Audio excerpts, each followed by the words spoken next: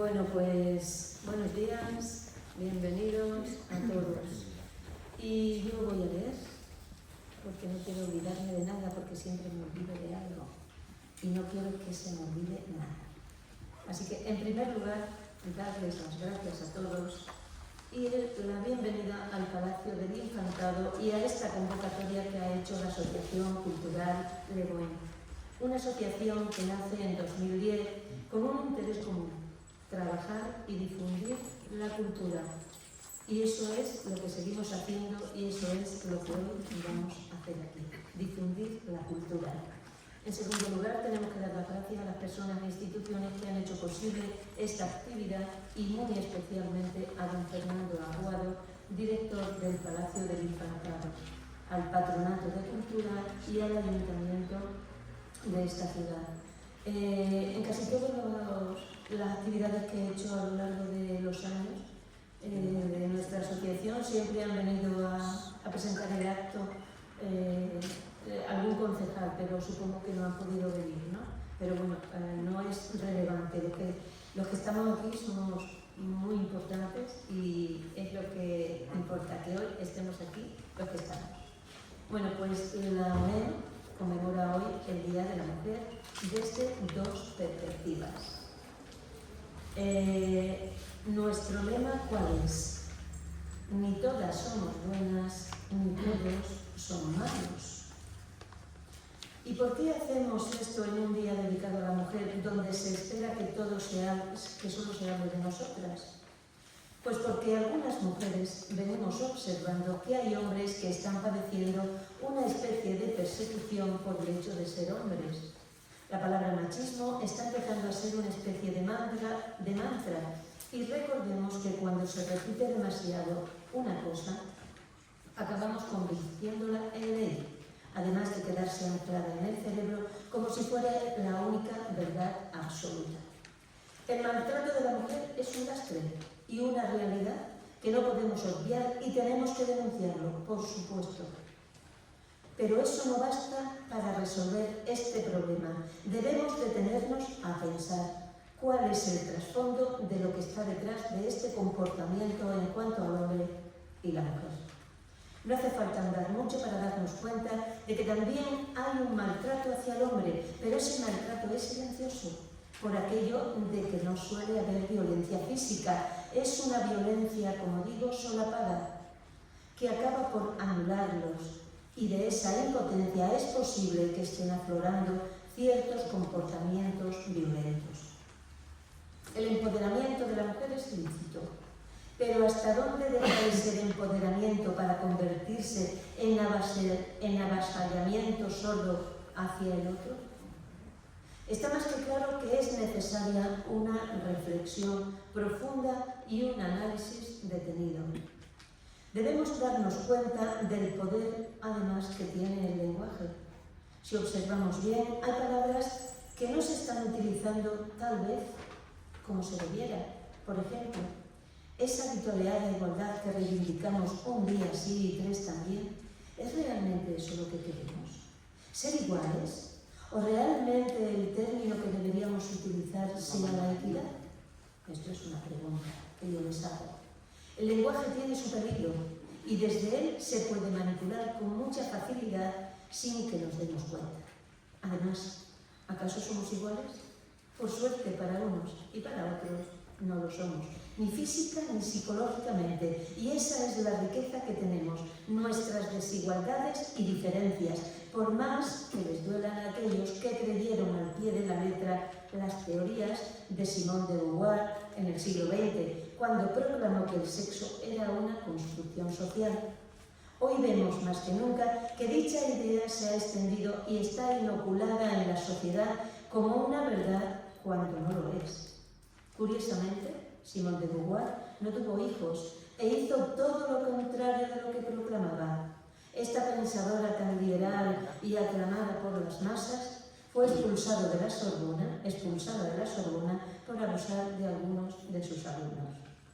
Por otro lado, se observa que hay una intencionalidad de mantenernos enfrentados. Debe ser por aquello de que divide y vencerás. Es posible que esa sea la trampa y no nos damos cuenta de que el verdadero poder está en el pueblo unido, no fracturado como pretenden que estemos hombres y mujeres. La filósofa Hannah Arendt, autora de La banalidad del mal, decía, cito, «El mal no siempre se presenta con gritos. La mayor parte de las veces es la ausencia de reflexión, la incapacidad de pensar por uno mismo sin cuestionar lo que hacen o lo que hacemos». Yo añado que si nos dejamos manejar por las ideologías y no nos cuestionamos nada, entramos en el todo vale y todo no vale. Hay leyes universales que los humanos hemos implantado para poder vivir en sociedad, y eso implica tener un orden mínimamente constituido. Termino. Como mujer, reivindico que el poder está en nosotros, en el pueblo, en estar unidos y en colaborar, hombres y mujeres, y no divididos. Ahora bien, también reivindico la elección de no tener pareja si así es lo que deseamos y decidimos. Mi abuela decía que juntos, pero no revueltos. Mi abuela fue una mujer muy moderna. Cuando le daba la gana, se venía a Madrid, que tenía aquí una prima, porque sí, fue la primera mujer que se cortó el moño en el pueblo. Imaginaros lo que aquello suponía cuando el moño no era lo que había que llevar a una mujer decente, ¿vale? Entonces, bueno, pues eso, juntos pero no revueltos. Quiere decir que tenemos que tener juntos, sí, pero cada persona tiene que tener su independencia, la mujer la suya y el hombre la suya. Y a ver si vamos aprendiendo a andar por este laberinto, ¿no? Termino diciendo que nadie es llavero de nadie, que debemos defender nuestra individualidad y nuestras diferencias. No lo olvidemos, nuestras diferencias, esas son las que nos salvan. Así que bienvenidos, un placer tenerles aquí y espero que el año que viene podamos seguir, porque el año que viene prepararos, que os voy a montar nada menos que hagáis un estudio sobre las mujeres de Cervantes. Ahí queda eso. Muchas gracias.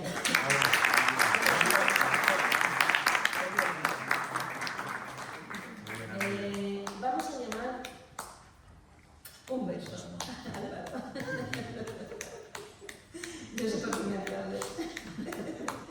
Bueno, pues vamos a ver. Vamos a llamar por grupos, porque así no perdemos tanto tiempo de ahora bajar uno, luego bajo otro, ahora aplaudimos, luego no aplaudimos. Entonces vamos a llamar por grupos y no se aplaude hasta que no acabe ese grupo, ¿vale? Como hay 10 personas aquí que me han pedido un favor muy especial, porque se tienen que ir, darles las gracias de verdad por haber hecho el esfuerzo de venir solo aquí para después irnos, ¿vale? Así que bueno, vamos a hacer ese esfuerzo y esa deferencia para María José Castejón Trigo y Victoria Lasané. ¿Dónde está Victoria? Yo me tengo que ir a las 4:30, o sea que... Bueno, entonces... Entonces yo puedo seguir el ritmo. Vale, pues entonces que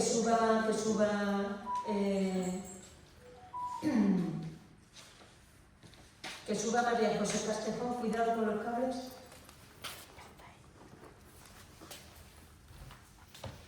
Y después empezamos el orden que yo tenía establecido para todos. Buenos días, señores y señoras. Yo vengo de Zaragoza, es profeso para hacer esta presentación. He elegido a Gertrudis Gómez de Avellaneda. Es una poeta, es una figura destacada de la literatura cubana y española del siglo XIX.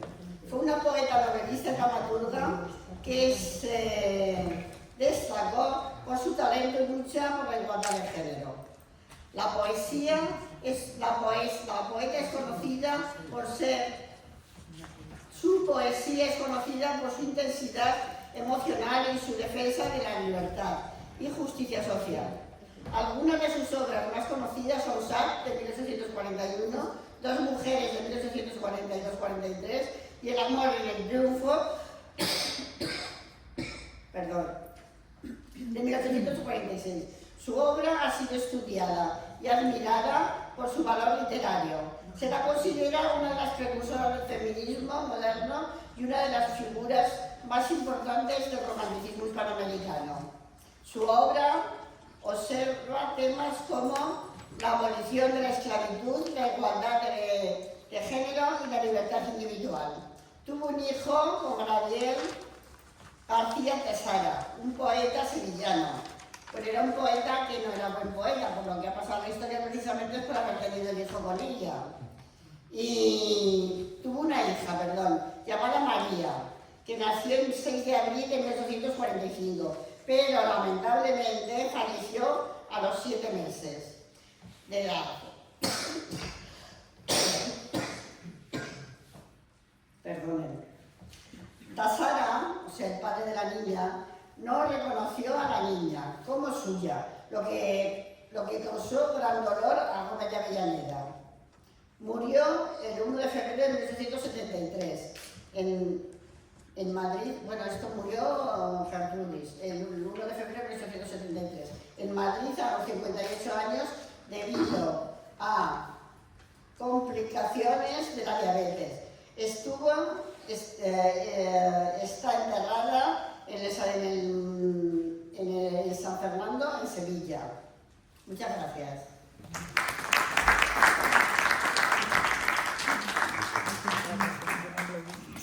Bueno, pues vamos a empezar ya por el orden que teníamos establecido. Tenemos que llamar a Vicente Horayo, Enrique Mateo, Paco Luque Bonilla y Evelyn Ojeda.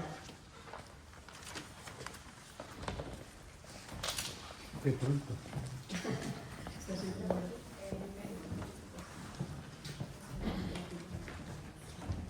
Gracias, Amelia.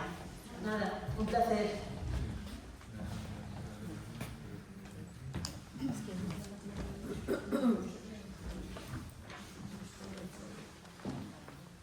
Bueno, pues vamos a ver. Un momentito, Vicente, que vamos a decir quién es este señor.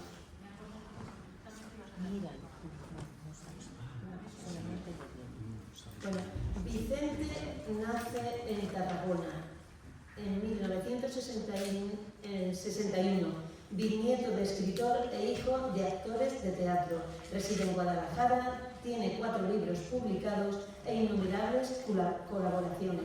Pertenece a varios grupos de acción poética, ha dado una 50 de recitales en solitario e incontables compartidos. Con ustedes, Vicente Horayo. Muchas gracias, buenos días a todos. Bueno, pues voy a la propuesta que nos puso Amelia, bueno, pues sobre mujeres célebres, elegir y escribir acerca de una mujer.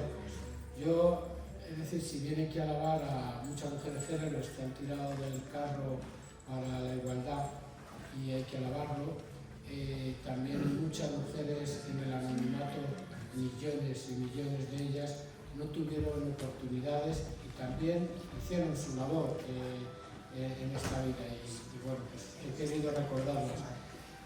Tenía que elegir un nombre y creo que el nombre más común en nuestro país es Carmen, así que yo la he llamado Carmen. Y dice así: me piden que elija sin demora el nombre que yo vea relevante de una mujer que haya hecho historia que todos ya recuerdan importante. Y veo a las nominadas damas reconocidas, vistas como grandes. Y pienso que aunque no tenga la fama, un nombre de mujer tal vez sea Carmen. Es una abnegación del día a día. Venía de atrás, tiempos inmemoriales, fatigada, ya se dejó la vida, sin embargo, no la recuerda nadie. Anónima mujer tan olvidada, esa que ha dado todo cuanto vale, sus manos, su sudor, dolor de espalda, las noches de desvelo por cuidarte.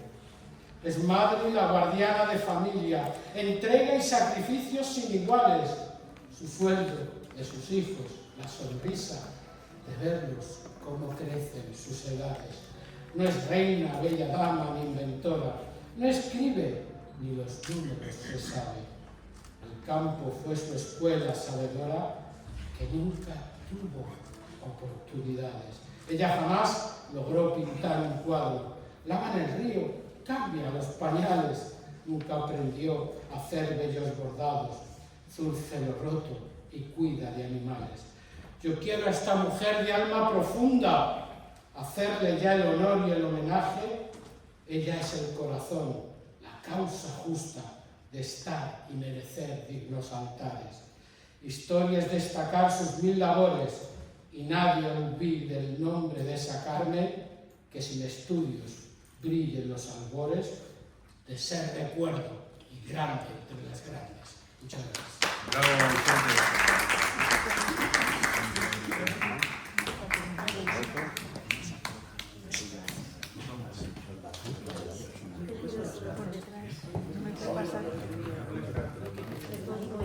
Es mejor pasar por detrás. Por detrás. No, pero si se pasa por detrás, mejor. Buenos días. Os voy a hablar de una mujer que permaneció en la sombra durante mucho tiempo y que para muchos incluso, habiendo sido su obra literaria verdaderamente inmensa, permanece incluso todavía hoy en el anonimato.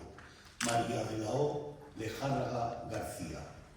Esta mujer, en principio, nace en San Millán de la Cogolla en 1874. Es la primogénita de una familia acomodada. El padre era médico y la madre había estudiado en un colegio de monjas francesas, con lo cual a sus hijos los educó tanto en castellano como francés. María fue políglota desde muy niña por esta razón. El padre es trasladado a Carabanchel Alto, un lugar donde tanto la nobleza de aquella época, de finales del siglo XIX, principios del XX, como la alta burguesía solían tener casas de veraneo, porque era mucho más benigna la noche, más fresca, en aquella zona alta de Carabanchel que en el hoyo de la capital madrileña. Allí conoce a la familia Martínez Sierra, que se dedicaban como empresarios a diversas actividades, entre ellas la hidroeléctrica Martínez Sierra. Allí conoce como amigo de sus hermanos a Gregorio Martínez Sierra. Él deseaba huir de la dictadura materna. Ella deseaba de alguna manera salir de las manos de aquella familia clásica que de alguna manera le exigía un comportamiento que no iba con el temperamento libre de aquella mujer. Y más que por un amor pasional, por un cariño y una amistad, se casan en matrimonio y no van a tener hijos, van a vivir de esta manera. Ella es maestra y una gran mente literaria, que ahora iremos viendo. Él se dedica al mundo del teatro, porque ambos también aman el teatro de una manera sobrenatural, yo diría. Son grandes aficionados al teatro y él se va a dedicar a ser empresario teatral con muchas dificultades. Aquí está el tema. Ella escribía, y maravillosamente bien, muchas obras de teatro, muchos artículos, muchos ensayos, pero una maestra metida en teatro, en aquella época, nada. Porque incluso se decía que el hombre que se enamora de una mujer de teatro es como el que tiene hambre y le dan bicarbonato. Tenían muy mala fama las mujeres que se dedicaban a la farándula. Que firmaba mis obras mi marido, y a mí que todo queda en casa. Amiga íntima, tanto de... vamos a ver por qué, a veces me quiero.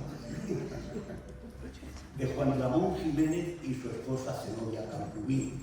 Hacían tertulias literarias y empiezan de alguna manera a introducirse poco a poco en el teatro. Ella es prolífera en teatro, escribe mucho teatro y muy bueno.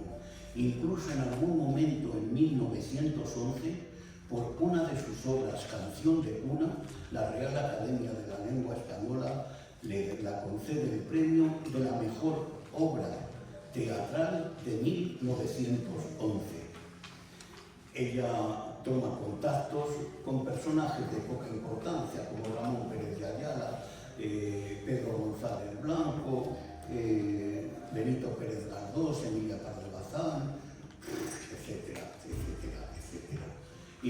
finalmente triunfa en teatro. Ocurre algo Enrique, tremendo. perdón, ve terminando. Ella, que escribe obras de teatro, su esposo, de alguna manera, en un momento determinado, se enamora de una gran actriz, Catalina Bárcena. Y entonces esta mujer es abandonada y el empresario se beneficia de las dos, de la mujer que escribe maravillosamente bien y del amante que representa maravillosamente las obras de su mujer. Gran negocio. Ella tuvo que exiliarse después de acabada la guerra. Fue una gran feminista, una luchadora incansable en pro de los derechos de la mujer y pasó en el exilio de Niza a Estados Unidos, donde Walt Disney le robó La dama y el vagabundo, que la escribe ella, y luego se la atribuyó Walt Disney.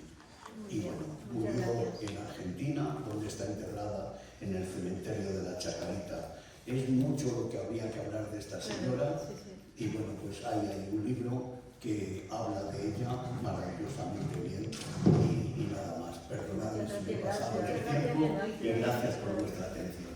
Muchas gracias. Vamos a Cuando terminen el bloque. Enrique nace en Madrid en 1941 en el seno de una familia humilde. En 1964 toma contacto con el movimiento apostólico seglar, iniciando su vida de compromiso y apostolado, y en donde surge su vocación sacerdotal. En 1976 es ordenado sacerdote en la diócesis de Madrid. Desde ese momento y hasta su jubilación compagina trabajo en banca y pastoral como opción personal. En plena pandemia del COVID retoma su actividad como poeta y edita varios poemarios. Hoy se nos presenta para hablarnos de María de la O. Lejarraga. Vaya personaje.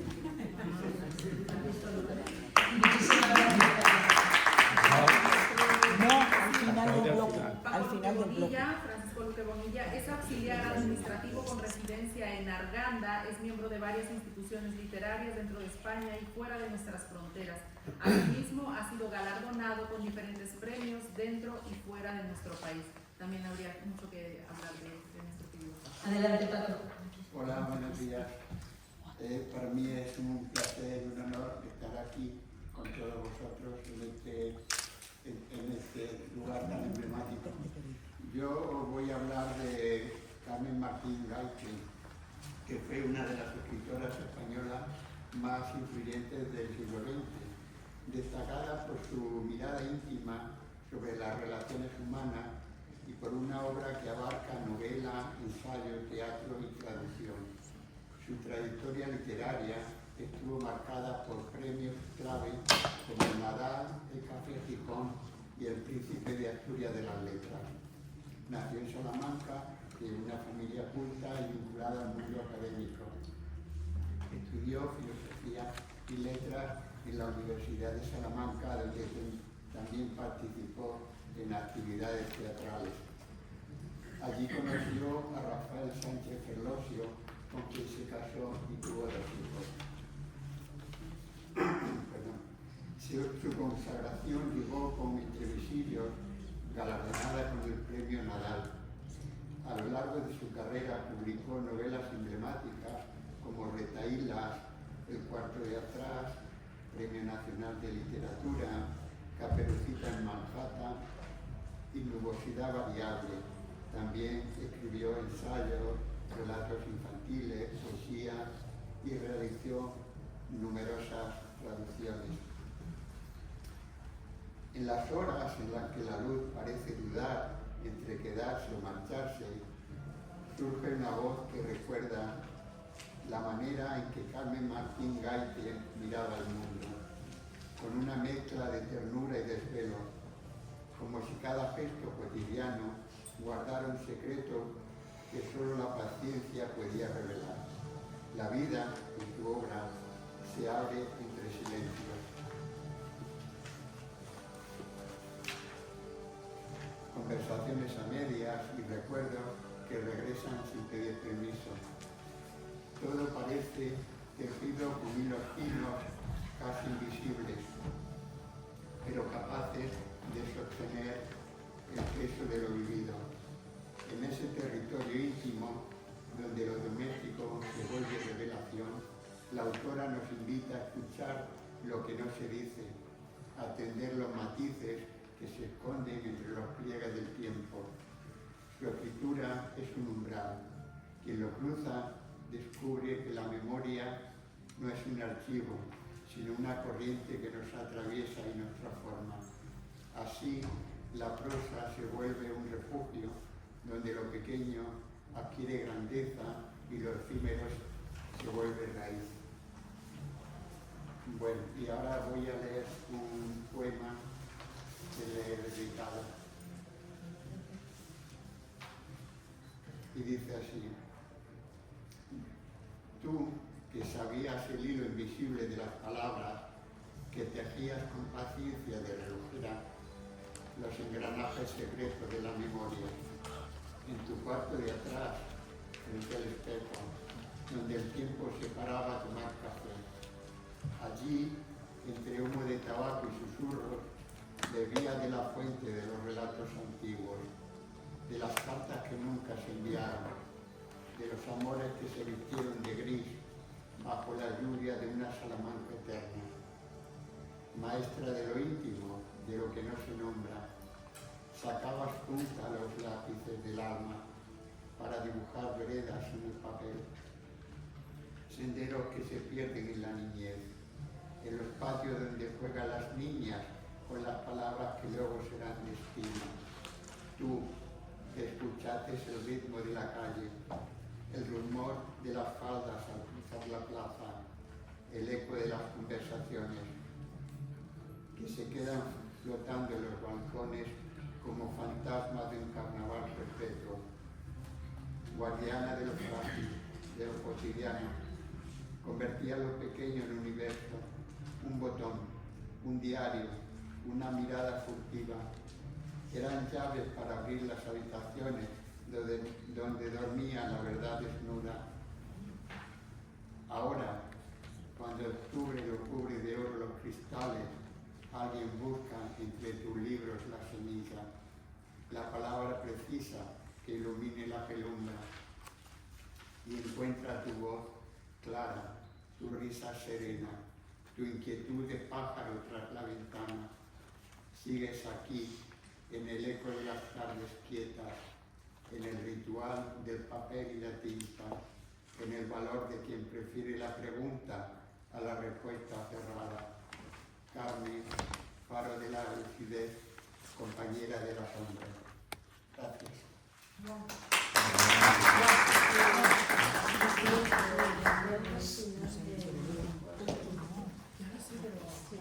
Es que sale medio cuerpo.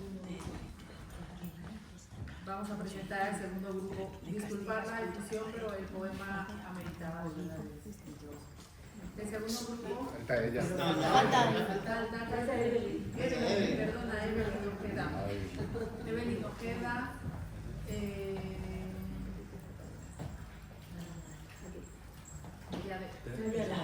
Es cantautora y escritora nacida en Piura, al norte de Perú, y reside en España desde hace 23 años. A los 22 años publicó su primer manuscrito. Hace 5 años comenzó a componer canciones propias y actualmente trabaja en su proyecto musical Ropa Desordenada, Canciones a Media Voz, con el que se lanza oficialmente como cantautora, fusionando poesía y música. Buenos días a todos y a todas. Para mí es un placer encontrarme aquí con todos vosotros. Hoy podría hablar y mencionar a muchas mujeres, ¿no?, que han hecho historia en mi país. Mencionando brevemente algunas de ellas: la bibliotecaria argentina Anaí Bailón Alpizú, que llevó la cultura a los pueblos más chiquititos de mi región; la compositora Victoria Santa Cruz; o María Elena Moyano, entre otras peruanas. Pero en este caso les voy a hablar de una mujer que aún sigue haciendo historia en mi país, como es la poetisa Elvira Castro de Quirós. ¿Por qué la he elegido a ella? Porque por experiencia propia sé que los homenajes, si los hacemos en vida, la persona podrá sentir el valor y el orgullo de haber sido reconocida por su pueblo. Hablar de Elvira Castro de Quirós es evocar el nombre de una mujer que ha consagrado su vida al arte, la cultura y la identidad plural. Su figura es un símbolo de entrega, talento y compromiso con las letras y la música del Perú. Artista multifacética, poeta, compositora, declamadora, intérprete y gestora cultural. Elvira ha sabido cultivar con maestría la palabra y el sonido, dominando con naturalidad la poesía lírica, social, filosófica, metafísica, infantil y costumbrista. Su obra no solo refleja sensibilidad estética, sino también profunda conciencia cultural y social. Autora de libros como Floresta de Cristal, Puñadito de Estrellas, En alas de ensueño, Motitas de algodón y el poemario histórico Romance de la luna de Paita y el sol de Corán. Su producción literaria constituye un valioso legado para la literatura regional y nacional en el ámbito musical. Sus composiciones recorren géneros criollos e internacionales. Sus composiciones recorren géneros manteniendo vivas las raíces del costumbrismo piurano. Su vocación de servicio la llevó a desempeñarse durante 12 años como regidora de Cultura de la Municipalidad Provincial de Piura, trascendiendo ideologías políticas y demostrando que la cultura es un puente que une voluntades. Como fundadora del Grupo Artístico y Literario de Piura, GLAP, y directora de Cultura del Grau de Piura, impulsó varios espacios de difusión artística como los emblemáticos Jueves Culturales, consolidando escenarios permanentes para el arte y la literatura. El reconocimiento institucional ha sido acorde a su mérito, declara personalidad meritoria de la cultura del Perú por el Ministerio de Cultura, distinguida por el Congreso de la República y condecorada con la Medalla de Oro de la ciudad de Piura, entre otros honores. Incluso una institución educativa lleva con orgullo su nombre, perpetuando su legado en las nuevas generaciones. Mención especial merece su encuentro con el noble peruano Mario Vargas Llosa, a quien dedicó versos costumbristas, demostrando que su poesía nace del alma de su tierra y dialoga con las más altas cumbres de la literatura. Hoy, al orientar su obra hacia la educación inicial y el fortalecimiento del plan lector, Elvira Castro de Quirós confirma que su misión la siente el aplauso y el reconocimiento. Su propósito es sembrar valores, identidad y amor por la palabra en las nuevas generaciones. Elvira no solo ha escrito versos, ha escrito historia cultural, no solo ha cantado a Piura, ha hecho que Piura cante con su voz. Su vida y su obra constituyen un faro luminoso que honra al Perú y proyecta su identidad hacia el mundo hispanohablante.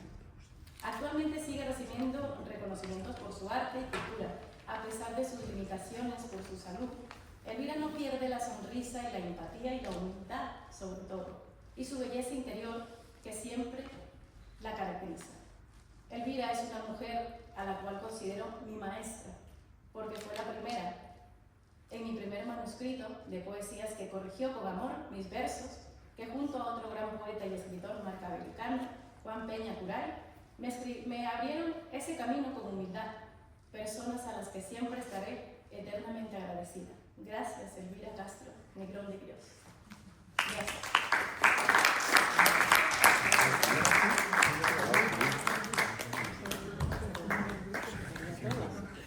Vamos con el segundo grupo, que es María Teresa. ¿Se oye? Sí. María Teresa y yo, JPC, Iván Marchante. Y teníamos a Carmen Tejada, pero como no ha podido venir una amiga de Extremadura, en su lugar va a actuar Leticia Quemada.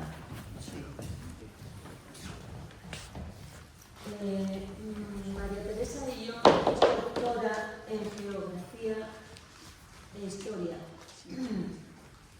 Actualmente, tras recorrer medio mundo, ya jubilada, se dedica a escribir poemas, cuentos y artículos culturales, especialmente de repercusión de historia, de recuperación de la historia de las mujeres escritoras en lengua hispana.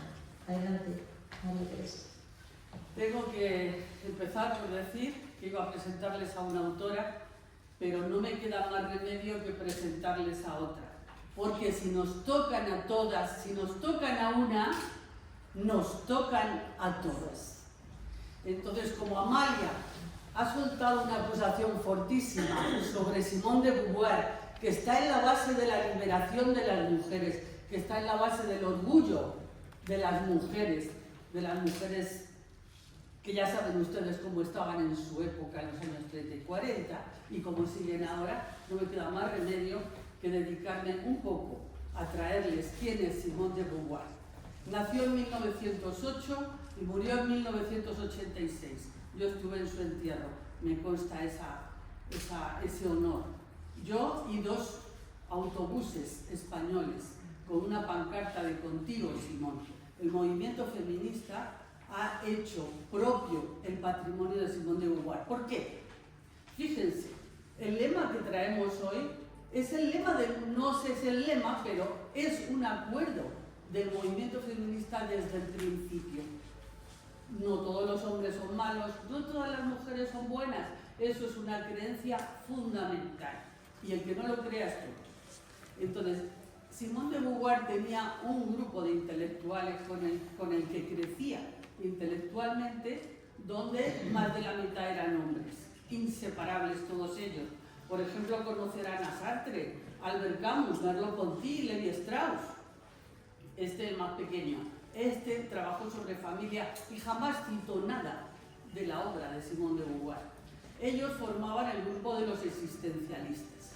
La primera exigencia del existencialismo es no hablar de lo que no se vive, con lo cual la coherencia es la mayor virtud en el existencialismo. Simone de Beauvoir es lo más grande en coherencia entre sus creencias, sus escritos y su obra.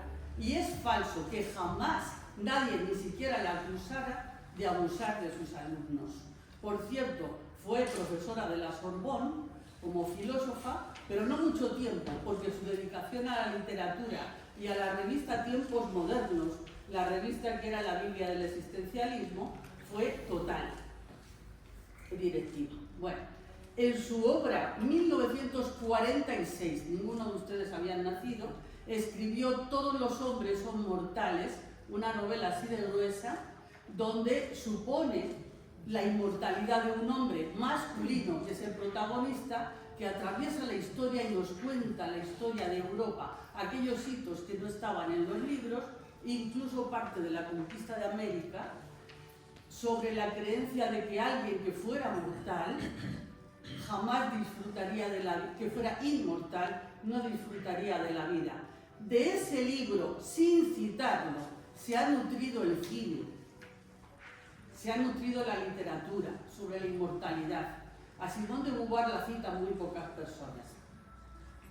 Memoria de una joven formal fue la primera parte de una trilogía donde nos describió cómo vivía una mujer que no era ni de las poderosas ni de la clase humilde, sino la hija de una clase media bastante acomodada y en declive.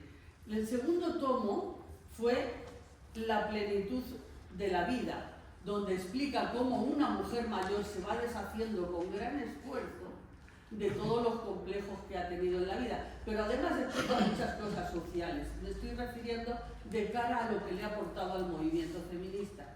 En La fuerza de las cosas, tercer volumen de esa trilogía, luego ampliada, ahora les digo, La fuerza de las cosas, nos explica algo que filosóficamente es fundamental. Por más que seamos quien queremos ser, con toda la coherencia del mundo, la vida también tiene protagonismo, la vida nos arrastra. Bueno, esa es una posición también muy novedosa. Y por último, también autobiográfico, La ceremonia del adiós. Es por un lado autobiográfico, bueno, lo voy a retirar, no es autobiográfico. Es que esto lo he preparado en este momento. La ceremonia del adiós coge ella a Sartre en Italia en un apartamentito que alquilan cuando él se estaba muriendo y le dice: usted y yo tenemos que dejar su herencia clara, porque cuando muera todo el mundo va a decir que le conoce y que dijo tal y que dijo cual. Así que si se atreve yo le voy a someter a sus propias contradicciones. Entonces, este libro yo lo he recomendado en la Facultad de Periodismo para que entiendan cómo se hace una entrevista y no se ve al entrevistador, solo se ve al entrevistado. Y ella somete a la persona que más quiere, que está ya muriéndose, le somete a las preguntas sobre sus contradicciones. Y Sartre, un dechado de honestidad, se las contesta reconociendo dónde falló, dónde pudo hacerlo de otra manera. En La mujer rota habla de varias formas de maltrato, 3 historias en una novelita escrita prácticamente sin puntos gramaticales de puntuación. Eso también fue un bombazo. Pero entonces en El segundo sexo, 1949, explica cómo se construye eso que se llama ser mujer. Y ustedes conocerán la frase, no se es mujer, no se nace mujer, se llega a hacerlo. Es decir, la sociedad te presiona hasta que construye eso que dice ser tu sexo. Ahora decimos tu género. Bien, medio minuto. Sí, en El segundo sexo, en Francia se la tachó de ninfómana, de puta, de desvergonzada por contar sus relaciones sociales. En realidad contaba todas las fuentes de dónde sacaba, cómo se había construido lo que significaba ser mujer. Así que el sexo sí es una construcción social, porque los mismos hechos sexuales en cada cultura son diferentes y se valoran de diferente manera. Filosóficamente es impecable. Lean El segundo sexo. En la vejez deberían también de leerlo, porque ya nos toca. Pierdan el miedo a la vejez, pierdan el miedo a la muerte y a la vez prepárense para lo que la sociedad hace con los viejos. Ese es el libro La vejez, otro libro así.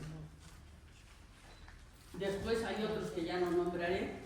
Lo que quiero decir es que no podemos celebrar el Día de la Mujer, decir que queremos la liberación y la igualdad y atacar a uno de sus fundamentos, y menos aún con falacias. Simone de Beauvoir no abusó de nadie. En la novela La invitada, ella critica el clasismo, un tipo de clasismo especial de los intelectuales, de su grupo, abusando psicológicamente de personas con menos preparación intelectual. Es decir, esa soberbia del intelectual la pone presente. Una mujer no interesada por el dinero, pero que sí defendía la pareja abierta, totalmente abierta. Si a ustedes eso les parece ser puta, me apuntan en la lista, por favor. Nadie ha dicho que fuera una puta. No. Bueno, no voy a entrar en política, evidentemente, porque esto es un espacio La polémica es muy que sana. va a respetar lo que diga cada persona, ¿vale? Entonces no voy a entrar en política ni muchísimo menos, ¿vale? Ha sido muy desafortunada la intervención. Está claro que eres una admiradora de Simone de Beauvoir. Ha quedado perfectamente claro. Vamos a seguir con Val Marchante y JPG, que nos van a hablar nada menos que de Isabel la Católica, una mujer adelantada a su época, donde las haya, ¿vale? Y que poco hablamos de ella. Y Fernando de Aragón. Adelante. Muy buenos días. Bueno, pues estamos aquí para homenajear a estas mujeres y para caminar juntos, hombres y mujeres, en el camino de la igualdad de derechos entre los dos. Isabel y Fernando. Soy Isabel. Nací el 22 de abril de 1451 en Madrigal de las Altas Torres, en Ávila. Mi padre fue el rey Juan II de Castilla y mi madre Isabel de Portugal. Desde pequeña me interesó la educación, la cultura y la religión. Recibí instrucciones en gramática, retórica, música, danza, historia, geografía, matemáticas y derecho. Soy Fernando, rey de Aragón, conocido como Fernando II de Aragón. Nací el 10 de marzo de 1452 en Sos, de la provincia de Zaragoza. Mi padre fue Juan II de Aragón y mi madre, Juana Enrique. Me convertí en heredero de la corona aragonesa tras la muerte de mi hermanastro Carlos de Viana en 1461. A los 3 años, mi hermano Enrique IV ascendió al trono de Castilla. En 1468, mediante el Pacto de los Toros de Guisando, mi hermano me reconoce como heredera. El 19 de octubre de 1469, tras obtener una dispensa papal por ser primos, nos unimos en matrimonio, unificando dinásticamente las coronas de Castilla y Aragón. Nuestro reinado marcó el inicio de la Edad Moderna en España. En nuestro reinado hemos implementado reformas centralizando el poder, promovido los derechos de la mujer, fundamentalmente en lo que se respecta a la sucesión y a la propiedad. La monarquía hispana del siglo XV era una sociedad patriarcal. Tras la muerte de Enrique IV en 1474, fui proclamada reina de Castilla, momento en que se inicia la guerra de sucesión contra los partidarios de Juana, culminando con mi victoria en la batalla de Toro en 1476. Recibí el reconocimiento definitivo por parte de Portugal en 1479. Una de mis mayores preocupaciones fue la educación y protección de las mujeres y el apoyo a la reforma de la Iglesia para mejorar la situación de la mujer en la sociedad. Se dictó la pragmática de que los súbditos de la corona de Aragón gozarían de los mismos derechos que los castellanos. El 28 de abril de 1475, Isabel me entrega un documento firmado y sellado, reconociéndome los mismos poderes que ella ostentaba. Fernando hizo lo mismo cuando llegó a ser rey de Aragón. A muchos les sorprendía que las cortes catalanas, cuando tenían dificultades, como Fernando, acudieran a mí por la confianza que le tenían. Aunque gobernamos juntos, nuestros reinados mantuvieron sus propias leyes, instituciones y monedas, creando una unión personal, no una unificación institucional total. Financiamos el primer viaje de Colón en 1492, iniciando la expansión al Nuevo Mundo.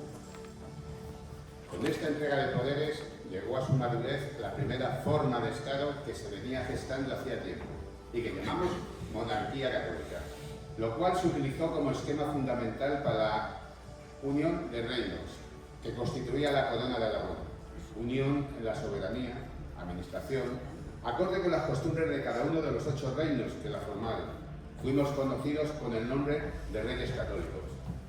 Mi legado ha inspirado a generaciones de mujeres en la lucha por sus deberes, en la búsqueda por sus derechos, buscando la igualdad en la sociedad. Reivindico el valor del estudio de la historia, el pensamiento crítico y el papel de las mujeres en la construcción del presente. En nuestro reinado promovimos leyes y derechos para proteger a los indígenas bajo un marco legal para su bienestar. Entre las leyes más destacadas se encuentran la pragmática de 1480. No solo prohibía el rapto y la violación, sino que también establecía que las mujeres tenían derecho a denunciar a sus agresores y recibir justicia. 1505. Ley de todo. Permitía que las mujeres pudieran heredar propiedades y bienes. Así se les daba una mayor independencia económica. 1512. Leyes de Indias.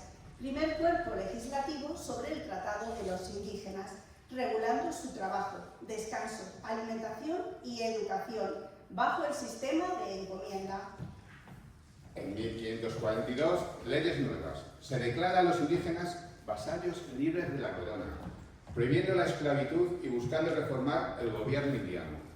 1680. Se hace una recopilación de las leyes indias, donde se hace un compendio de toda la legislación colonial, reiterando la protección de los indios y estableciendo un sistema legal que buscaba darles un trato justo. Para las mujeres no se establecieron leyes específicas, pero la política de protección de los indígenas refleja un compromiso con los derechos de todas las personas independientemente de su género. Isabel transformó las expectativas del ejercicio del poder femenino en la Europa de su tiempo. Su legado sigue vivo, no solo en los textos históricos, sino en las instituciones académicas que valoran el rigor, la innovación y el compromiso con la formación, como es el caso de la Universidad Isabel I. La Universidad Isabel I toma el nombre en homenaje hacia mí. por conjugar el liderazgo político con el impulso al conocimiento y a la expansión cultural en esa época. Mi figura representa el espíritu de cambio, determinación y visión estratégica que inspira nuestro compromiso con una educación superior, innovadora, flexible y de calidad. Isabel murió el 26 de noviembre de 1504 en Medina del Campo, Valladolid. Vivió 53 años, de los cuales gobernó 30 años como reina de Castilla y 26 como reina consorte de Aragón a mi lado. Tras la muerte de Isabel en 1504, asumí la regencia de Castilla en nombre de mi hija Juana hasta mi propia muerte en 1516, momento en que mi nieto Carlos I heredó ambas coronas. Gracias. Muchas gracias. Muy bien.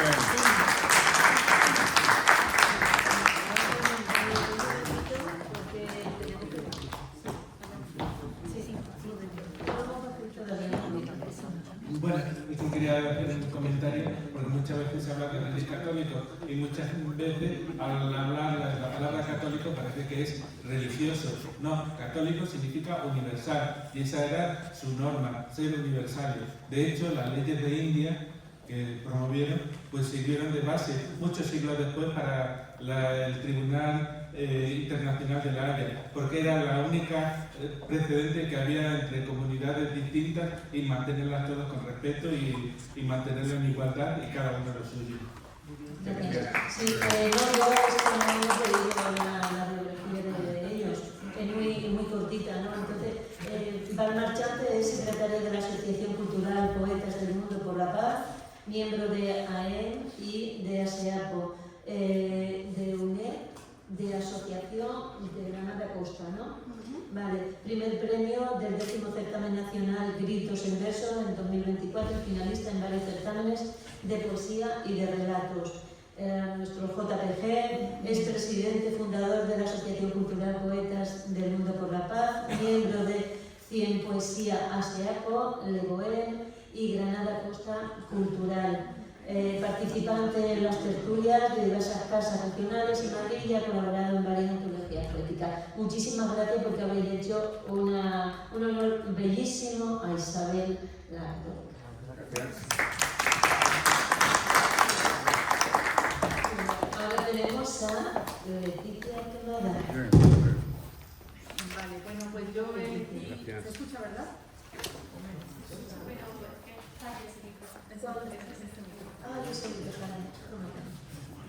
Yo elegí a la periodista y escritora Elena Poniatowska, claro, no podía ser de otra forma, mexicana como yo, y ella fue premio Cervantes en el 2013, y de este bellísimo libro, Las Indómitas, es una recopilación de los mejores ensayos de Elena Poniatowska sobre mujeres emblemáticas. El lector, los que nos animemos a leerlo, nos sumergimos en la vida de estas mujeres, muchas veces olvidadas, pero nunca silenciadas. Y este libro me sirvió a mí como inspiración para escribir el poema titulado Las Indómitas. Las mujeres más indómitas que yo he conocido son mis abuelas, mi madre, mis tías, mi hermana. Y bueno, lo voy a levantar y lo leeré.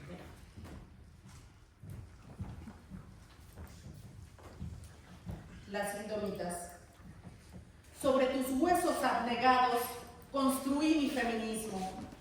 Sobre tu espalda encorvada edifiqué mi feminidad. Sobre el polvo de la memoria de las mujeres olvidadas, las indómitas, que se atrevieron a levantar la mirada, a silenciar el eco mudo de lo aprendido. Las indómitas que alzaron las manos y levantaron la voz y expandieron sus pechos, incluso por amor, como decía Marilyn Alonso, incluso por amor. Mi frente es el relicario de las huellas borradas, desaprender la letra del silencio y la obediencia, porque también con amor la letra entra. Deshago mis pasos, pues elijo no seguir tu camino. ni repetir tus letanías. Honro el legado sobre el papel en blanco y negro y me atrevo a pintarlo con mis propios colores.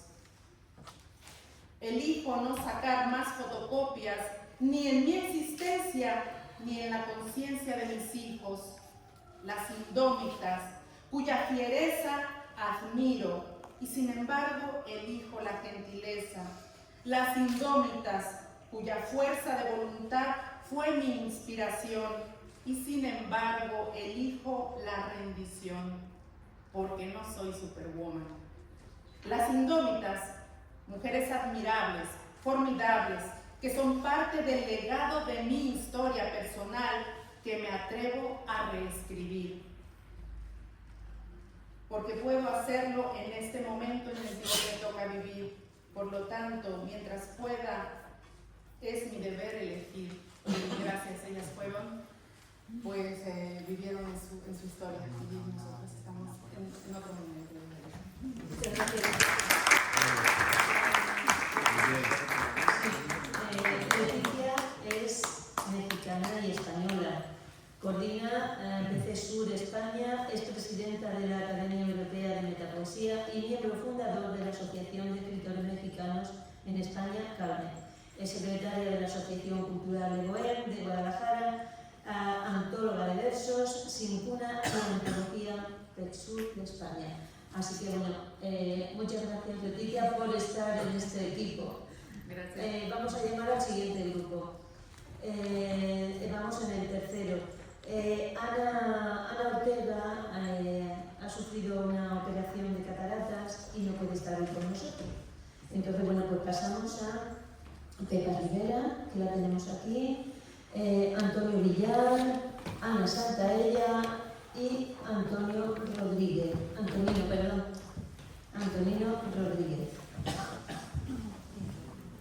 Siguiendo.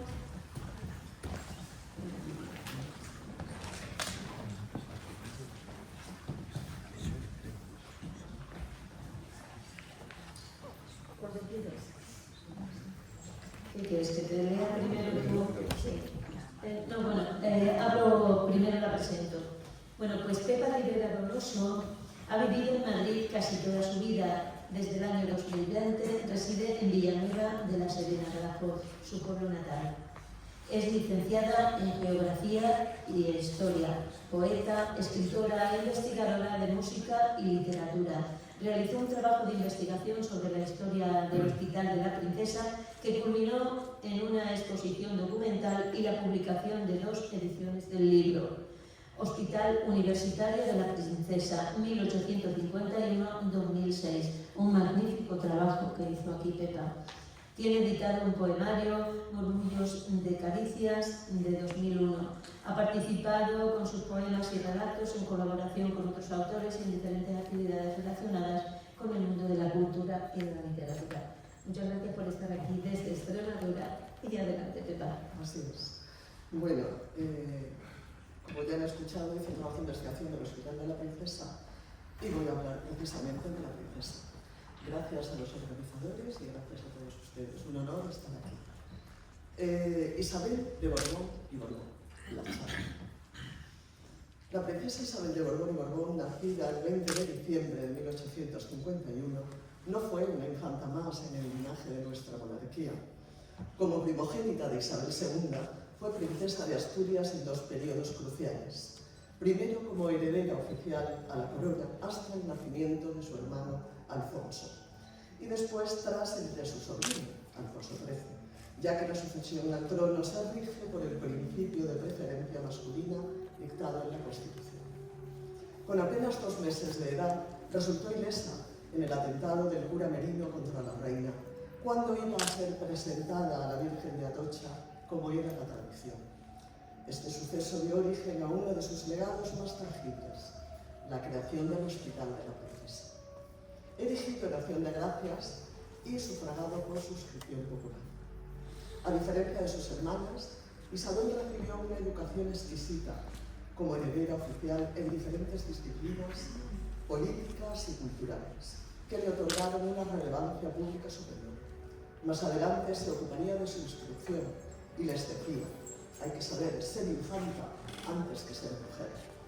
En mayo de 1868, con 16 años, contrajo matrimonio con don Cayetano de Borbón, conde de Girgenti y príncipe de la Casa de Borbón en su rama napolitana. Boda negociada e impuesta por razones de Estado, en un clima que presagiaba la caída de la monarquía. Durante el viaje de bodas se desencadenó la Revolución Española, que culminó con el destronamiento de Isabel II. Fue un matrimonio poco afortunado, pues el conde, aquejado de epilepsia, agravada por la derrota de Alcolea, en la que tomó parte, y un aborto espontáneo sufrido por la princesa, muere a consecuencia de un disparo en la sien en 1871. La princesa viuda a los 19 años nunca volvería a casarse, consagrando su existencia a la restauración de la dinastía y el servicio de España. Su labor fue fundamental en la regeneración de la monarquía y la restauración de 1874. Los periódicos la adjetivaban como la casi reina y el ángel custodio de Alfonso XIII, al que protegía y quería entrañablemente. Posteriormente también estaría al lado de su sobrino, el futuro Alfonso XIII. Tuvo un destacado papel institucional como soporte de la corona en momentos muy difíciles, renovadora del pensamiento y la actitud de la monarquía, coherente con su misión de renovación y compromiso al servicio de la sociedad. Pensaba que la familia real debía ganarse el afecto del pueblo en la calle, de trato afable y sencillo y sentimientos caritativos, pues conectaba con el pueblo. Fue sumamente popular y se la conocía castizamente por el apelativo de la chata, por su nariz muy pequeña en comparación con la característica nariz borbónica. Siendo presidenta de la Junta de Beneficencia, la cual se nutría de fondos privados, fue la encargada de coordinar y darles una utilidad de Estado. Presidió la Junta de Damas de Honor y Mérito, impulsando la creación de guarderías y comedores para los hijos de las obreras y facilitando la conciliación en plena era industrial. Patrocinó becas para estudiantes con pocos recursos y apoyó instituciones educativas, religiosas y laicas que buscaban la profesionalización de la mujer. Formó parte del primer grupo de damas enfermeras de la Cruz Roja Española, demostrando un compromiso activo con la salud pública y los hospitales. Hay que recordar que el Hospital de la Princesa lleva su nombre. Y también todavía allí se conserva un estandarte donado por ella misma en 1874. Aún se conserva en el hospital y estuvo en la exposición que organicé. Como embajadora extraordinaria representó a España y a la Casa Real en misiones diplomáticas, resaltando un acto celebrado en Buenos Aires con motivo del centenario de la independencia de Argentina en 1910, logrando restaurar los lazos afectivos entre ambos países. Gran apasionada de la ópera y la zarzuela, organizaba veladas musicales en su residencia en Madrid, en el Palacio de Quintana, y actuó como mecenas de destacados pintores y músicos de la época. Fue pionera en el uso del automóvil, favoreciendo la organización de los primeros eventos automovilísticos en España. Combinaba su amor por la hípica, fue una excelente amazona, con una presencia constante en las festividades populares. Se la veía en los toros, en las romerías, en fin. Ya en el ocaso de su vida, su coherencia fue inquebrantable. Al proclamarse la Segunda República en 1931, ya mayor y muy enferma, tenía 80 años, rechazó la oferta de permanecer en España, la única que dejaba, que el Estado en aquellas épocas dejaba de permanecer en España porque la familia real se exilió todo y partió al exilio con su familia, falleciendo en Francia 4 días más tarde. Sus restos serían sepultados en el cementerio del Padre Lachaise en París. El 23 de mayo del año 1991, por orden del entonces rey Juan Carlos I, los restos de la infanta Isabel, su tía bisabuela, volverían a España en un acto de gran significación histórica.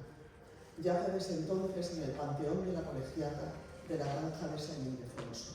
La familia real, con don Juan de Borbón, conde de Barcelona, y la infanta doña Cristina, hermana de don Juan, esperaban en el templo y en los jardines de palacio numeroso público y recibía con cariño la llegada del Chá.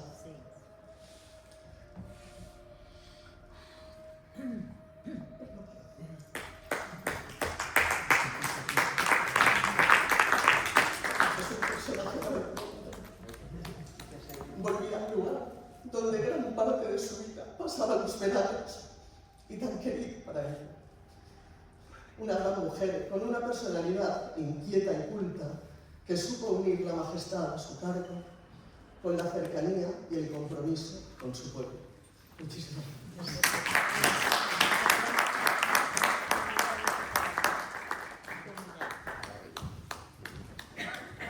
Antonio Villar Ramos es natural de Villanueva de la Fuente, Ciudad Real. De profesión ha sido guardia civil, llegando tras varias oposiciones a comandante. Se considera poeta de nacimiento y ha publicado varios poemarios. Ha obtenido diversos reconocimientos nacionales e internacionales. Pertenece a varios movimientos culturales de Madrid. Colabora en el periódico cultural Granada Costa, La Galatea y la revista cultural Universal del Ateneo. Bienvenido, Antonio. Muchas gracias. Voy a intentar ser breve siguiendo la... Micrófono, Antonio. ¿No se oye? No, tiene la voz bajita. Ponte allí.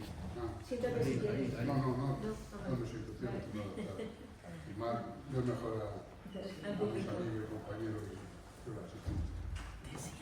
Decía que voy a ser breve para seguir la directriz dada por Amelia, pues estar entre 3 y 5 minutos, 4 o 2, para que dé tiempo a todos y por lo menos podamos comer a su hora, si no que... Voy a hablar de una persona, de la semblanza de Carmen de Burgos, que podemos estar hablando de ella no solamente por la mañana, por la tarde, desayunar y seguir con ella, yo creo que lo que queda de mí. Carmen de Burgos Seguí, conocida como la Colombini, nació en 1867 en Almería y falleció en Madrid en el año 1932. Fue una mujer valiente, que rompió a principios del siglo XX contra las leyes limitantes de la mujer, a pesar de cómo estaba España. La mujer en España estaba relegada, pues, como diríamos, a las tareas del hogar. Se casó con 16 años, fue muy infeliz en su matrimonio, pero a pesar de los problemas que había y las críticas que tenía en aquellos tiempos, se separó de su marido, cogió a su hija María y se vino a Madrid. Es una de las escritoras feministas más importantes de España, pero de todas las épocas. Comparada por sus convicciones con la escritora inglesa Virginia Woolf, al considerar, como ya hablaba los de católicos de la independencia económica, al considerar que la educación y la independencia económica eran fundamentales para que la mujer pudiera conseguir la igualdad real y efectiva respecto al hombre.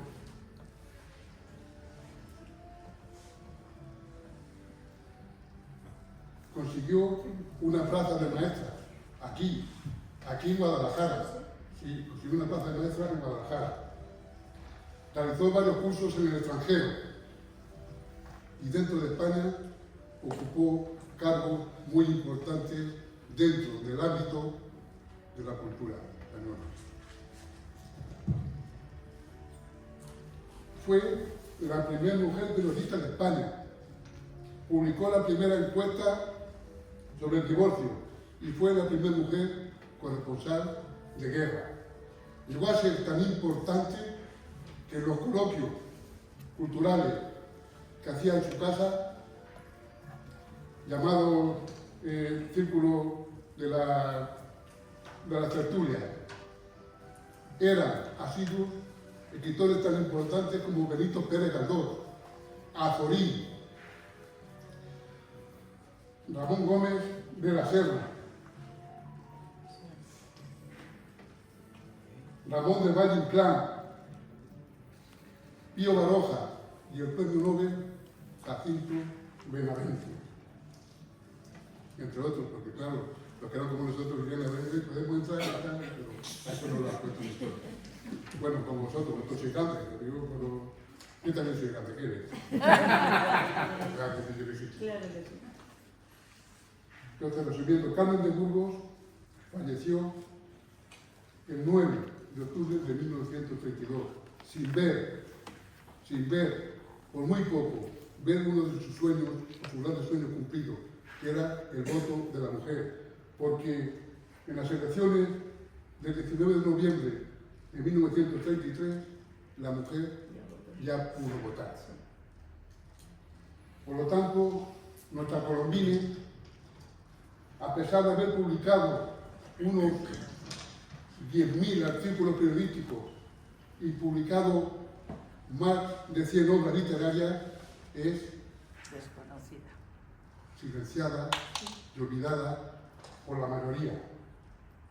Por lo que debemos darle voz a su voz y coger el testigo de su entrega en agradecimiento al valioso legado que nos ha dejado tanto culturalmente como humano.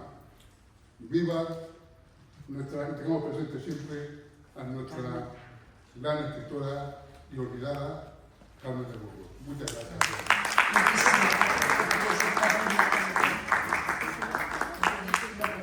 Seguimos con Ana Santaella. Ana Santaella es cordobesa, afincada en Madrid. Ha coautorado junto a la poeta y editora Inmaculada Calderón en ediciones de papel Andalucía en el verso, Biznaga de la poesía andaluza. Ha coordinado y dirigido el hermanamiento de la escritora Concha Lagos con la ciudad de Córdoba, con la colaboración de distintos poetas, músicos y del bailarín mexicano Alonso Villarreal. Ha coordinado junto al escritor Pedro Luis Ibáñez el ciclo poético Poesía Narradora, un río navegable entre Córdoba y Sevilla. Bienvenida. Hola, pues la verdad que estoy disfrutando mucho el acto y me está gustando mucho.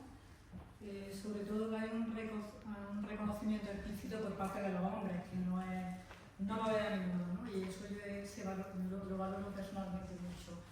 Bueno, no podemos hablar de Carmen de Burgos sin no hablar de Ramón Gómez de la Serna, porque fue una pareja muy fecunda, muy unida, y durante décadas pues se apoyaron mutuamente y produjeron literariamente pues mucho. Él dentro del surrealismo y ella, como acaba de hablar el compañero, pues a nivel, pues la aportación fue tan grande y tan valiosa que sería enorme, ¿no? de escribirla. Sí que tenían una tertulia en la calle Serrano, la tenía ella, Carmen de Burgos, y allí conoce en abril de 1908 a Ramón Gómez de la Serna. Ella tenía 40 años y él solamente tenía 20 años. Su marido Arturo, que era de Almería, acababa de fallecer en 1906. Entonces, voy a describir un poco a Carmen. Carmen era sensible, apasionada, amaba profundamente el arte y la cultura y era una mujer bastante sincera y luchadora. El escritor Ramón Gómez de la Serna era bajito, regordete, machista y contradictorio, pero derrochaba creatividad y imaginación y un ego complejo. Carmen es una mujer muy comprometida con el socialismo, con los derechos de la mujer y la aspiración al voto, y en ciertos aspectos pues chocaron profundamente, pero a la vez se amaron también mucho, ¿no? Ramón era un burgués que no se sentía atraído por las injusticias sociales, pero sin embargo era un renovador en el arte. Su unión había otros aspectos importantes como era el respeto y la libertad que se tenía. Él tenía mucho miedo a casarse y la comprensión de su compañera le facilitaba las cosas. Como he dicho, fue una unión muy larga y fecunda de ayuda y aliento mutuo, en la que no faltaron tampoco los celos. En el salón literario todo era elogio de parabienes, pero cuando se daba Carmen la vuelta la criticaban sin piedad. Entonces Ramón dio la cara por ella y la defendía, ¿no? Llegó a decir, la persecución que ha sufrido Carmen ha sido implacable. Las leyendas que se han inventado sobre ella han sido incontables, innumerables. Bueno, ellos viajaron varias veces a Lisboa, descubrieron Estoril y se quedaron prendados de esta ciudad portuguesa, porque ella también tenía relación con Portugal, por su padre, que era diplomático, y entonces este sitio les pareció ideal para crear, inspirarse, pasar temporadas, porque ella seguía trabajando como profesora, como ha dicho compañera. Y en Estoril se compraron una casa que le llaman el Ventanal. Carmen escribe allí La flor de la playa, que era una obra autobiográfica en la que ellos, como pareja, son protagonistas. Son los protagonistas. Pero toda dicha y toda felicidad tiene su fin. Entonces, Ramón quiso hacer una obra teatral que se llamaba Los medios seres, que se estrenó en el Teatro Alcázar de Madrid. Y como la hija María de Carmen se dedicaba al teatro, Carmen intercedió para que la contratara. Y se liaron sentimentalmente. Entonces, fue una relación fugaz y lamentablemente dio fin a la relación que mantenía largamente con Carmen. Ella sufrió de una manera atroz por esto, se sintió muy traicionada y pidió permutar su plaza de profesora en la Escuela Normal con una compañera de Barcelona, pero al final desistió y siguió trabajando. Ramón, pasados los años, porque él se va a Argentina, se casa allí con una escritora argentina, y Ramón evocaba este desenlace de la siguiente manera. Hizo el siguiente comentario. Cuando se refería a la relación sentimental con María, con la hija, espléndido encuentro. Poco después habían de pasar muchos años. Sobre ese gran premio que fue para mí encontrar una mujer bella, noble y con talento, hasta que los medios seres vinieron a ser su desenlace y me dejaron a mí mismo convertido en medio ser. Superada la decepción amorosa que padece Carmen, ella vuelve a recuperar la creación literaria, el compromiso social y político y la incansable actividad feminista, con periodos que se van alternando de infelicidad porque la hija no estaba bien emocionalmente, la hija María. Pese a todo, pues bueno, los perdonó a los dos y recuperó una relación de amistad con Ramón hasta su muerte. Proclamada de la República, pues tuvo esa satisfacción y esa alegría. Bueno, pues también os recomiendo vivamente que leáis a los dos, y Carmen de Burgos hay un premio de ensayo sobre una biografía escrita por Concepción del Rey, que es maravillosa, así que os la recomiendo.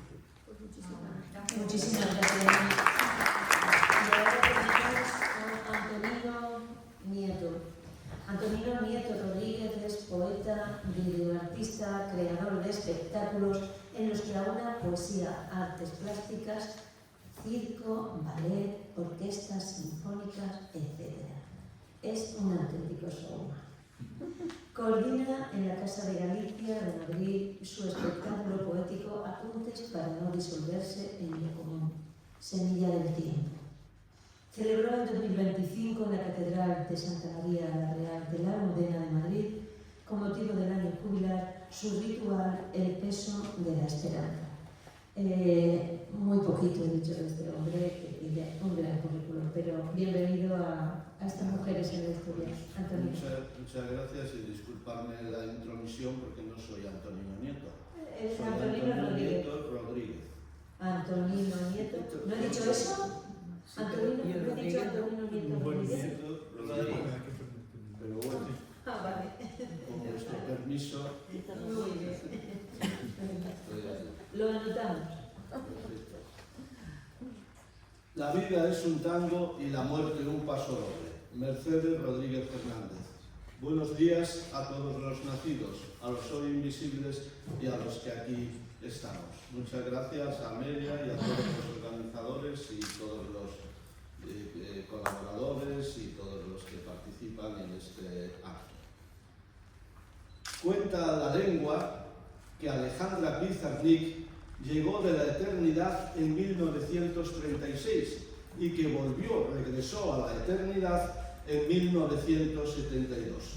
Desarrolló una obra muy particular enfocada en la muerte, el lenguaje y la búsqueda de identidad, en donde los poemas se convierten en breves espacios de reflexión.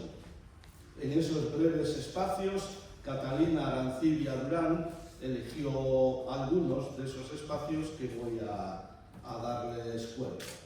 La noche.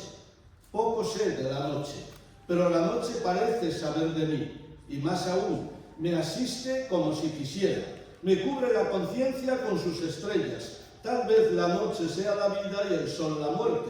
Tal vez la noche es nada, y las conjeturas sobre ella nada, y los seres que la viven nada. Tal vez las palabras sean lo único que existe en el enorme vacío de los siglos que nos arañan el alma con sus recuerdos.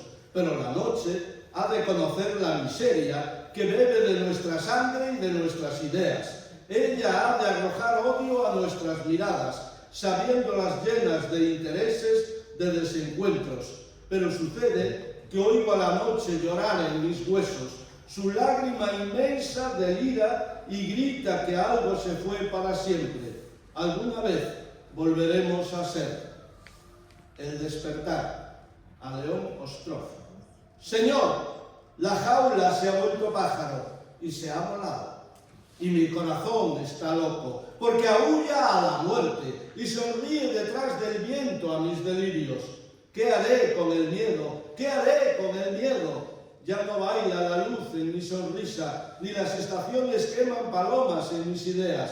Mis manos se han desnudado y se han ido donde la muerte enseña a vivir a los muertos. Señor, el aire me castiga el ser. Detrás del aire hay monstruos que beben de mi sangre.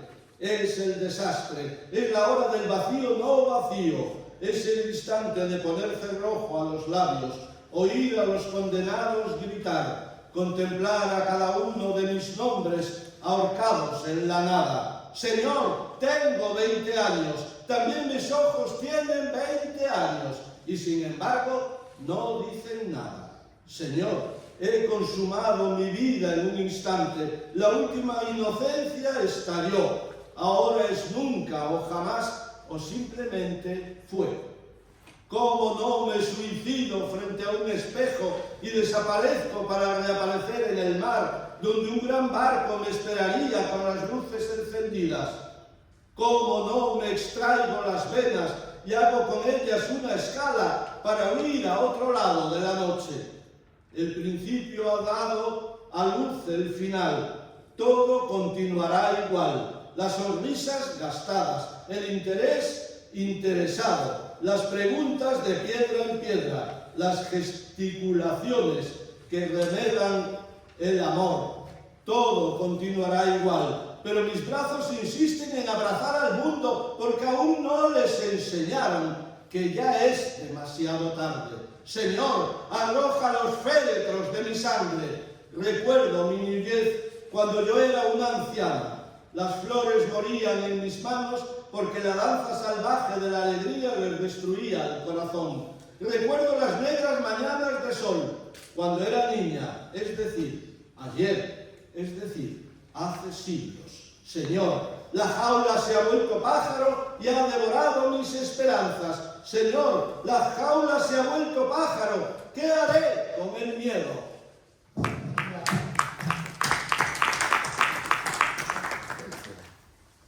Poemas de Alejandra Pizarnik. Buenas tardes, buenos días a todos los nacidos, a los hoy invisibles y a los que aquí estamos.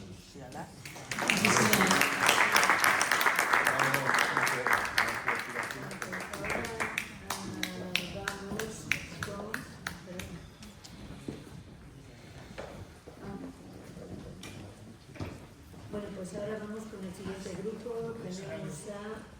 Perdón, otra vez micro. Ahora sí. Vale, gracias. Bueno, vamos con el siguiente grupo. Ana Peco y Fran Herrero Lucera. Miguel Herrero, que lo tengo aquí a mi lado. María Rita Omanes. Antonia Barradas y Leonor Moreno.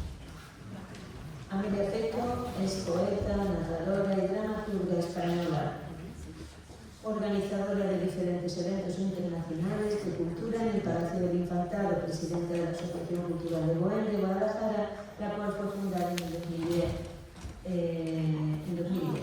En el 24 convierte su obra teatral, o sea, su poemario Canto a Lilith en obra teatral y ha sido estrenada varias veces.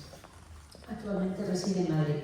Fran Herrero Uceda es extremeño de nacimiento, vive en Madrid también desde corta edad, es técnico en redes de su propia empresa de informática compartida con sus hermanos, musicólogo por devoción. Colaboró y seleccionó la música de la obra de teatro-danza de Amelia Peco, Canto a Lilith.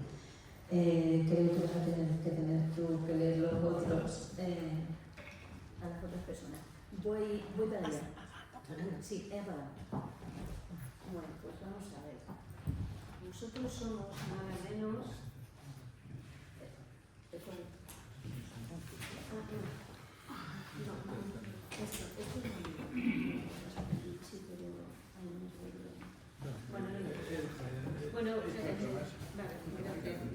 Bueno, nosotros vamos a hablar de una pareja importantísima en la historia también, porque...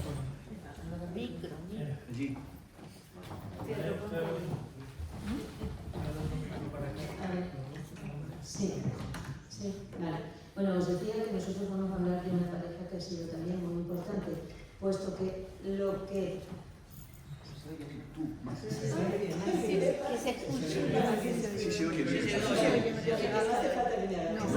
Vale, pues eso, repito, vamos a representar a Madame Curie y Pedro Curie, una pareja que colaboró juntos, que eso es lo que hoy estamos tratando de potenciar aquí, ¿verdad? Las parejas. Bueno, pues vamos a hacerlo. No. Bueno, pues... Hemos traído todas las cosas químicas que utilizábamos, las hemos traído para que no falte nada. Hemos traído también un lapicito para hacer nuestros apuntes si surge algo. Bueno, pues eso. Pierre, no te vayas. No te vayas, que yo tengo aquí una mezcla que no sé lo que será esto. A ver, aquí tenemos tierra, aquí también, y aquí tenemos una tierra que está brillando. Bien, no mires ahora, pero creo que la pezlenda nos está mintiendo otra vez. O eso, o las leyes de la física están teniendo un mal día. Las leyes de la física son muy cercas. Así. Si mienten es porque no le hemos preguntado mal. ¿Qué dice el rastro de la corriente? Dice que hay algo ahí. ¿Verdad? Dice que hay algo aquí. Terriblemente invisible y terriblemente testarudo. Es más activo que el uranio, pero se esconde detrás del bario como un niño asustado. Está escondido. Sí, es una danza fascinante. Mira, la velocidad de descarga. Si se calculamos la intensidad en relación con la masa... A ver, obtenemos una anomalía que solo se explica si ese algo es un elemento nuevo. Un elemento que nos permite... que no pide permiso para brillar. Entonces este, porque siempre estoy brillando. Como tú, cuando entraste en la Sorbona y decidiste que el resto de los físicos íbamos demasiado despacio. No ibas demasiado despacio, Pierre. Simplemente estabais muy cómodos. Pero mira esto. Si la radioactividad es una propiedad atómica, entonces el átomo no es esa bola de billar aburrida e indivisible que todos dicen. Es una orquesta. Una orquesta que está tocando un solo de energía pura. Pero Maggie, si el átomo se desintegra para emitir esa energía, estamos sugiriendo que la materia no es eterna. Los químicos van a querer quemarnos en la hoguera. Pues que traigan leña. Así calentamos el laboratorio, que hace un frío glacial. Pero en serio, Pierre, piénsalo. Estamos viendo el corazón de la materia deshacerse frente a nosotros. Es poético. Madre mía. ¿Has visto la cantidad de energía que es capaz de radiar una pequeña fracción de materia? Sí, sí. La energía es igual a la masa que desaparece multiplicada por el cuadrado de la velocidad de la luz. O sea que la energía es igual a la masa por el cuadrado de la velocidad de la luz. Pero Marie, perdón. Si esa es una fórmula de Einstein que todavía no he descubierto. Lo siento, perdone. Me he dejado llevar por la emoción. Bien. Bueno, ahora creo que nos vendría bien tomar un té. Marie, antes de seguir persiguiendo a ese fantasma. Bueno, solo si prometes no hablar de la piezoelectricidad, no sé cómo se dice, piezoelectricidad del cuarzo durante los primeros 5 minutos, Pierre, que eres muy pesado. Trato hecho. Hablaremos de cómo vamos a llamar a este nuestro pequeño hijo, invisible, si es que logramos aislarlo. Pues claro, ¿cómo se va a llamar? Polonio, como mi tierra. Polonio será un nombre con carácter para un elemento que va a cambiar el mundo. Por cierto, ¿has notado el brillo de los tubos de ensayo? Sí. ¿Has notado cuando apagamos las luces al final del día? A veces incluso creo que los veo en tus manos. Es una luminiscencia débil, pero constante. Es hermoso y aterrador a la vez, Pierre. Es como si el elemento tuviera vida propia. Fíjense. A veces me detengo a mirarte y me pregunto si realmente estamos teniendo una conversación o simplemente estoy escuchando mis propios pensamientos con tu voz. Es curioso que lo digas. Hace un momento, antes de que abrieras la boca para sugerir el ajuste del electrómetro, yo ya estaba moviendo la mano hacia el tornillo. Es como si nuestras intuiciones estuvieran perfectamente sincronizadas. Exactamente. Es una conexión casi física. A menudo siento que no somos dos científicos colaborando, sino una solamente con dos cuerpos. Lo que tú visualizas, yo lo miro. Lo que yo teorizo, tú lo materializas. Una mente con dos cuerpos. Me gusta esa imagen, Pierre. Explica por qué el cansancio parece dividirse por la mitad cuando estamos juntos, aquí, entre el ácido y el polvo. No necesito explicarte mis dudas, porque tú ya las estás resolviendo en el cuaderno de notas antes de que yo las formule. Es que no hay separación entre tu esfuerzo y el mío. Si yo flaqueo, tu voluntad me sostiene. Si tú te agotas, mis cálculos te guían. Somos un solo sistema, Marie, tan inseparable como las propiedades del elemento que intentamos aislar. Sí. Estamos creando una nueva ciencia y avanzamos tan rápido porque somos como un instrumento musical con dos cuerdas que vibran al unísono. Gracias.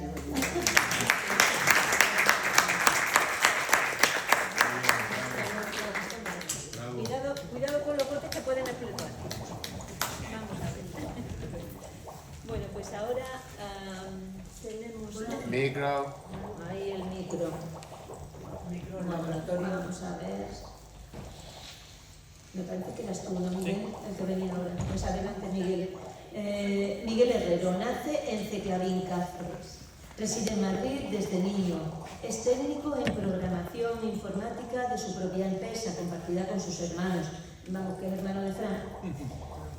Biólogo, naturalista y profesor de inteligencia artificial en la Universidad CEU de San Pablo de Madrid.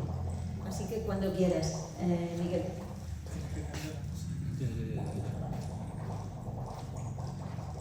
Cerramos el taller.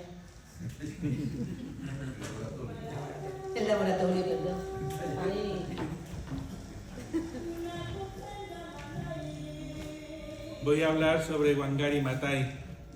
Para todos los que amamos la naturaleza y soñamos con un mundo mejor, es inspiradora la vida de Wangari Maathai, la mujer árbol, la que consiguió, plantando árbol a árbol, traer riqueza a las zonas rurales de África, a los desheredados de la tierra. Árbol a árbol se enfrentó al gobierno dictatorial de Kenia y facilitó la transición democrática de su país. Una defensora incansable del medio ambiente y de los derechos de la mujer en una sociedad profundamente machista. En el mismo mes del fallecimiento de Wangari, la Organización Mundial de la Salud publicó un informe en el que se estimaba en 2 millones las muertes prematuras anuales por contaminación del aire. También es un derecho poder disfrutar de un medio ambiente limpio. Las plantas son las únicas que pueden purificar de forma natural los aires, las aguas y la tierra. En mayor o menor medida, el problema de la deforestación afecta a todos los países. Sin árboles no hay naturaleza, no hay riqueza, no hay cultura, no hay vida, no hay nada. Wangari Maathai, recordando su infancia, decía: cuando era niña me impresionaba una enorme higuera que había cerca de nuestra casa. Mi madre me había dicho que nunca se debía cortar. No lejos de ese árbol estaba el nacimiento de un arroyo, al que yo iba a buscar agua para mi casa. Cuando la higuera fue talada, el arroyo se secó. Mis hijos nunca verán la enorme higuera, nunca verán el arroyo. Cuando visito este pequeño valle de mi infancia, siento que la tragedia se abate sobre la tierra que pisan mis pies. Contemplo barrancos que hablan de erosión del suelo y en las caras de los aldeanos se refleja el hambre. Viendo los problemas de su país, Wangari dedicó su vida a plantar árboles y a la regeneración de los antiguos bosques de Kenia. Organizó grupos de mujeres en zonas rurales para la plantación de árboles. Gracias a su tesón, logró no solo mejorar las condiciones de vida de esas mujeres, sino que al desafiar al dictador Daniel Arap Moi, hizo resquebrajar su poder y facilitó la apertura democrática de su país. Con el advenimiento de la democracia en Kenia, fue viceministra de Medio Ambiente, Recursos Naturales y Vida Salvaje de su país. Como miembro del gobierno consiguió convencer a estamentos tan conservadores como el ejército. Los propios oficiales captaron el mensaje y con orgullo dicen que su función es proteger el país, a su tierra, y se sienten hermanados con los árboles, pues ellos también protegen la tierra de la erosión. Por ese motivo, los militares se han sumado a la iniciativa y han empezado ellos mismos a plantar árboles. Ojalá todos los ejércitos hicieran lo mismo. El Comité para la Concesión del Premio Nobel de la Paz de 2004 señaló: la paz en la tierra depende de nuestra capacidad para asegurar el medio ambiente. Maathai se sitúa en el frente de la lucha en la promoción del desarrollo económico, cultural y ecológicamente viable en Kenia y en África. El ejemplo de Wangari Maathai se difundió por varios países africanos a través del movimiento Cinturón Verde. Un año después de la concesión del Premio Nobel de la Paz, se celebró una cumbre de la Comunidad de Estados del Sáhara y del Sahel. En esa cumbre se anunció la creación de una gran muralla verde, un cinturón arbóreo de 7.000 kilómetros de longitud y 15 metros de ancho, 15 kilómetros, entre el Océano Atlántico y el Mar Rojo, entre Senegal y Djibouti. Un cinturón capaz de detener el avance del desierto que actualmente absorbe 1,5 millones de hectáreas al año. Ella decía: cuando plantamos árboles, plantamos semillas para la paz y la esperanza. En un mundo tan incierto como el que estamos viviendo estos días, plantar árboles es un acto de coherencia y de cordura contra la pasividad. Los 47 millones de árboles plantados en muchos países de África, gracias a su movimiento Cinturones Verdes, lloraron su muerte en el 2011. Pero cada primavera reverdecen con más brillo, porque le alimenta el recuerdo y su entrega, y junto a ello también reverdecemos todos aquellos que luchamos por un mundo mejor, más justo, más solidario y más verde. Descansa en paz, Wangari. Gracias, Miguel.